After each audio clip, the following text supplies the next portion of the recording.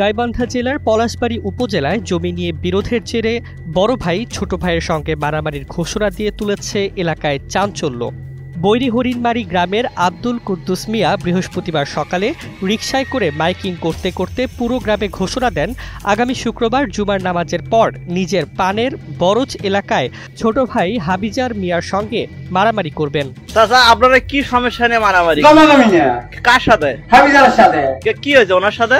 হিসেব করে না, জোরবুনু খায়। ও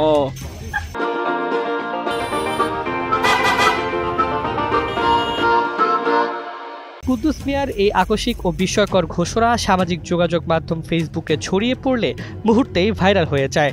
স্থানীয়রা এই ঘটনায় উদ্বেগ প্রকাশ করছেন।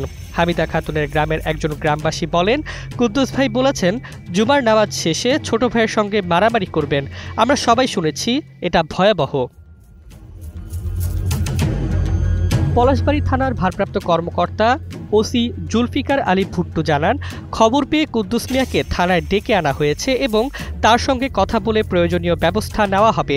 তিনি বলেন, এ ধরনের অনাকাঙ্ক্ষিত ঘটনা যাতে না ঘটে সেজন্য আমরা কঠোর নজরদারি চালাচ্ছি।